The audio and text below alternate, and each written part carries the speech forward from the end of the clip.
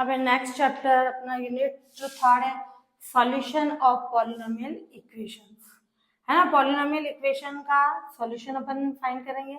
आगे भी अपन ने न्यूटन रैप्सन मेथड, ये सारे जो मेथड पढ़े, बाइसेक्शन, ये भी पॉलिनोमियल थे बट वो 3-4 डिग्री में थे। आगे और कंडीशन हो, इनका सॉल्यूशन निकालना है तो पॉलिनोमियल्स होते क्या है अपने पास, fx से भी डिनोट कर सकते हो, pnx से भी डिनोट कर सकते हो। इस n का मतलब होगा n डिग्री का पॉलिनोमियल, a0 x की पावर n, यहाँ n है तो ये n से स्टार्ट होगा, a0 x की पावर n, a1 x की power n minus 1, a2 x की पावर n माइनस 2, ऐसे एंड सॉन पावर कम होती जा रही है, x की power n, n minus 1, n minus 2, कम होते होते क्या आएगी x, तो ये an माइनस 1, ये x, इससे पता चल रहा है ये 2 है तो ये माइनस 2, ये माइनस 1 है तो यहाँ 1 और plus an equals to 0। Clear? ये अपने पास पॉलिनोमियल है, इसमें a0 कभी भी 0 नहीं होना चाहिए, क्योंकि a0 0 हो गया तो वो n डिग्री का पॉलिनोमियल ही नहीं होगा। तो वेर a0 जो है नॉट इक्वल्स टू 0 और a0, a1, a2 ये सारे क्या है रियल नंबर से, 0 के अलावा कुछ भी हो सकता है बट 0 बीच वाले 0 हो सकते हैं बट a0 कभी भी 0 नहीं होना चाहिए। तो ये अपन बोलेंगे जो ये इक्वेशन फर्स्ट है n डिग्री का क्या है पॉलिनोमियल या अलजेब्रिक एक्सप्रेशन है। क्लियर? कितने डिग्री का है, n डिग्री का। अब इसका अपन सॉल्यूशन निकालेंगे। पहले अपन ले रहे हैं सिंथेटिक डिवीजन मेथड।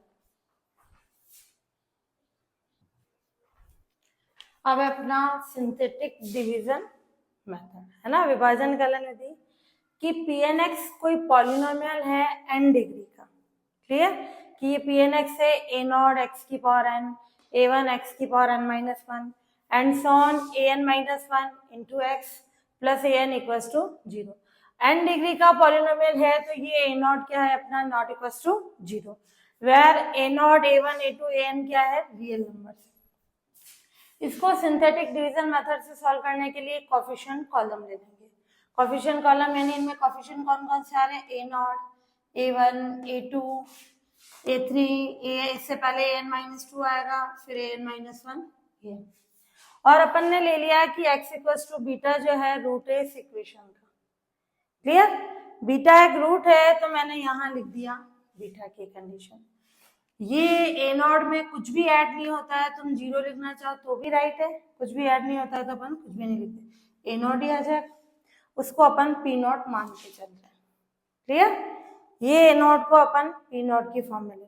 फिर सिंथेटिक डिवीजन मेथड में क्या होगा, ये p0 बीटा से मल्टीप्लाई हो जाएगा, तो p0 बीटा से मल्टीप्लाई हो जाएगा तो क्या हो जाएगा p0 बीटा या बीटा p0 लिख सकते हैं।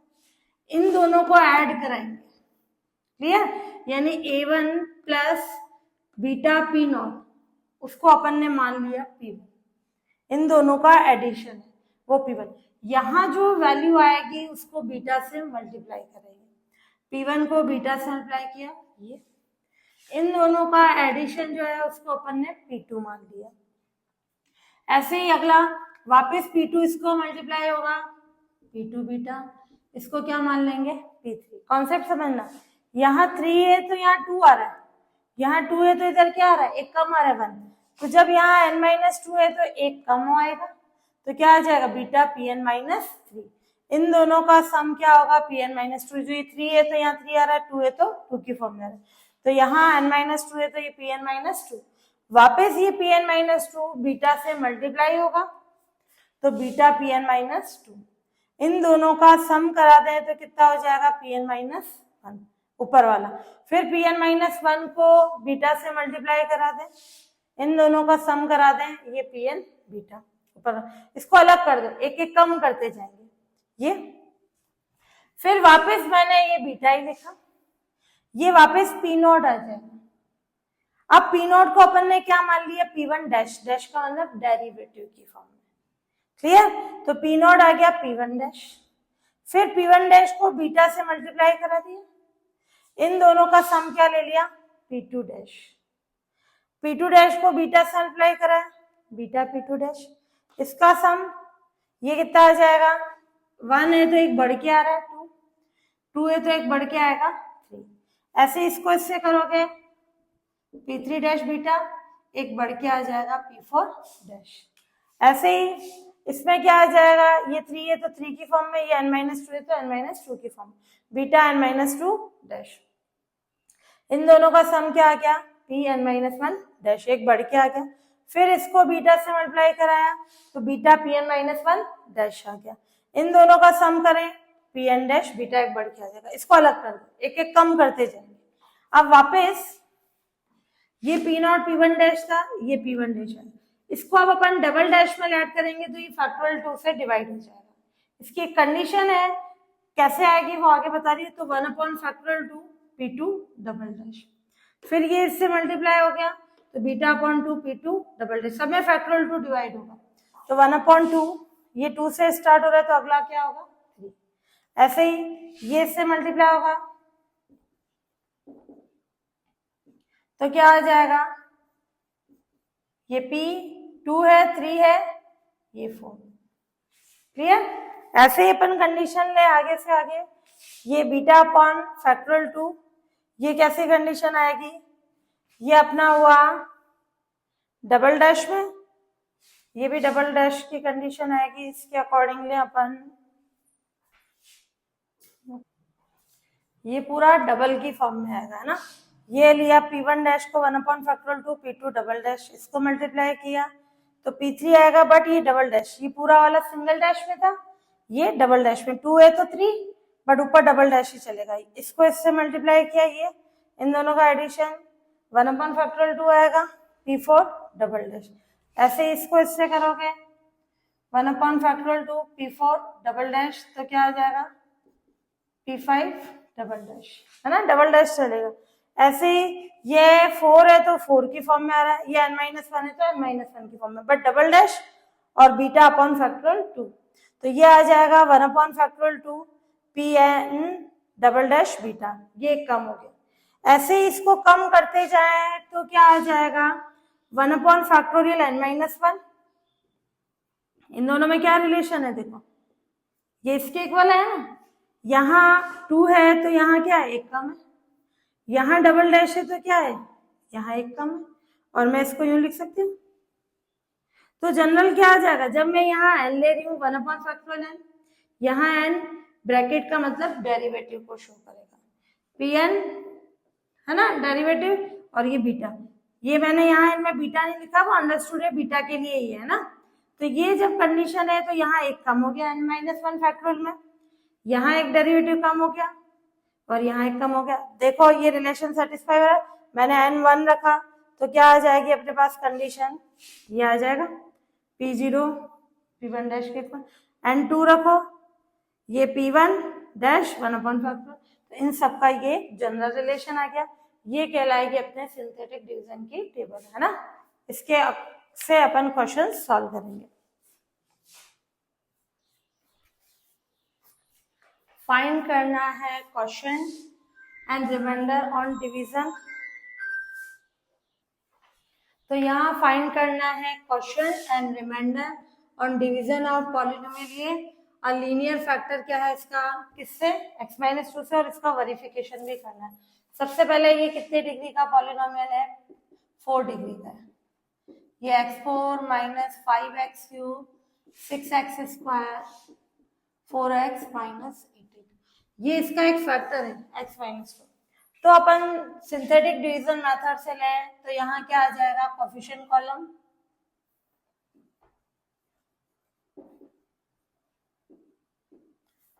क्या है कोफिशिएंट कॉलम, x4 का कोफिशिएंट 1, x3 का कोफिशिएंट -5, x² का 6, x का 4 और ये कांस्टेंट, और x-2 इसका फैक्टर है तो ये 2 से डिवाइड हो जाएगा। क्लियर, x-2 फैक्टर है यानी x = 2 उसका रूट है। क्लियर, तो यहाँ 2 की कंडीशन आ जाएगी। यहाँ कुछ लिखना चाहो तो ठीक है, नहीं तो अपन 1 ही रखेंगे। फिर इस 1 को 2 से मल्टीप्लाई कराएं, 2 -5 और 2 कितना हो जाएगा, -3। क्लियर, और ये कितना हो जाएगा, -3 को 2 से मल्टीप्लाई किया -6, ये 0, 0 को इससे मल्टीप्लाई किया 0, ये 4 और लास्ट वाली वैल्यू अपने पास क्या आएगी, 4 को 2 से मल्टीप्लाई किया 8, ये -10। क्लियर? ये कहलाता है इसका रिमाइंडर।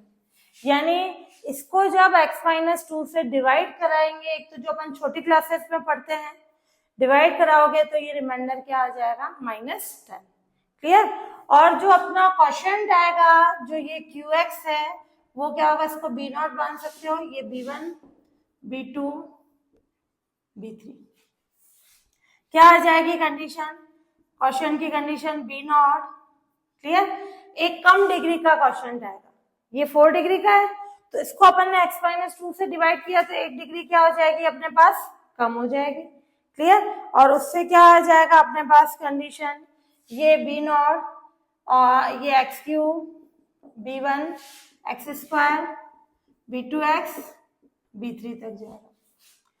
B0 1 है तो ये x3, ये B1 -3 है, B2 0 है, B3 4 है।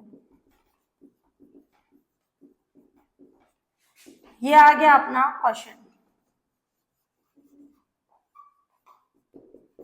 एंड रिमाइंडर क्या आ गया, -10। क्लियर? डायरेक्ट अपन 10th क्लास में पढ़ते हैं, x-2 से डिवाइड करते हैं, लेंथी होता है, इसमें डायरेक्ट ये क्वेश्चन आ गया, ये रिमाइंडर आ गया। अब इसका वेरिफिकेशन करें।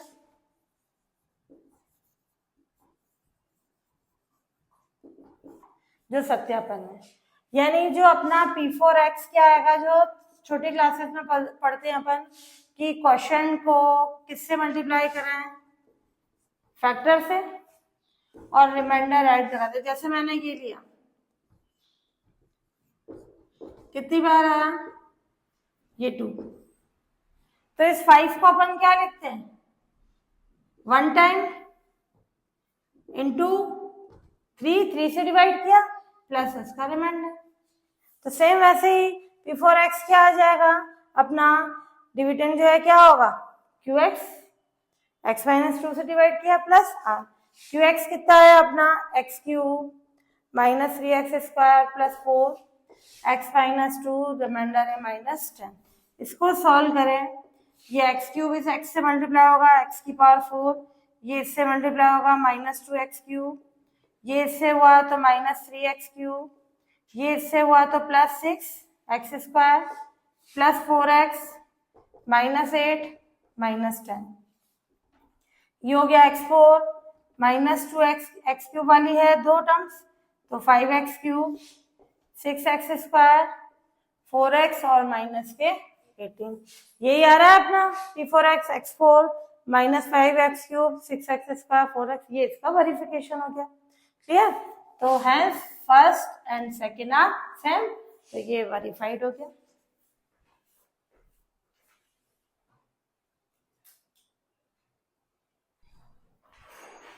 अब ये पॉलिनोमियल, आगे जो मेथड पढ़ी थी इक्वेशन थी =0, ये पॉलिनोमियल है ना, पॉलिनोमियल में जब =0 होता है तो इक्वेशन, उनके न्यूटन रैप्सन जो मेथड थे इक्वेशन के लिए, ये पॉलिनोमियल के लिए बात कर रहे हैं।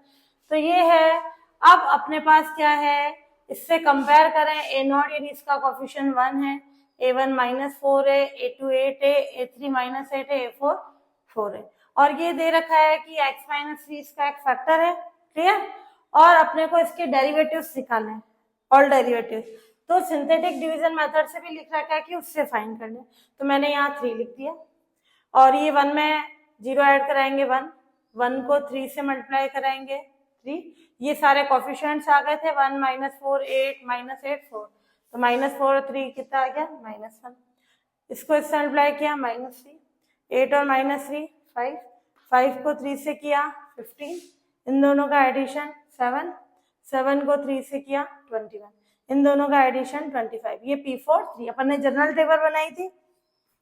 फिर वापस ये 1 3 से मल्टीप्लाई हुआ, फिर ये दोनों ऐड हो गए 2 3 से मल्टीप्लाई हो गया 6, ये दोनों ऐड हो गए 11, ये 3 से मल्टीप्लाई हुआ 33, इन दोनों का सम किया, ये सिंपल, ये फर्स्ट डेरिवेटिव में चलेगा। वापस एक एक कम करते जा रहे हैं, 3, ये 1 को 3 से मल्टीप्लाई किया 3, ये 5, ये 15, ये 26 हो गया, ये 1/2 और एक डेरिवेटिव बढ़ जाएगा P4 डबल डैश 3, तो P4 डबल डैश 3 चाहिए तो ये 2 उधर चला जाएगा, फैक्टोरियल 2 का मतलब 2, तो ये आ गया 52। ये सारे डेरिवेटिव्स की अपने पास वैल्यू आ जाएगी। फिर वापस टेबल बनाए, ये 1 3 से मल्टीप्लाई हुआ, 5 + 3 8, एक कम हो गया, ये 1/3 P4 double triple dash 3, factorial 3 का मतलब 6, तो इससे मल्टीप्लाई हो जाएगा तो क्या हो जाएगा अपने पास 48, फैक्टोरियल 3 यानी 6 की कंडीशन, ये 48 हो गया। फिर वापस ये कम हो गया, ये 1 सिंगल ही आ गया, 1/2 P4 3 की कंडीशन, फैक्टोरियल 4 उधर मल्टीप्लाई करें यानी फैक्टोरियल 4 यानी 24, तो ये सारे डेरिवेटिव्स अपने पास आ गए। सारे के सारे अपने को डेरिवेटिव्स फाइंड करने थे।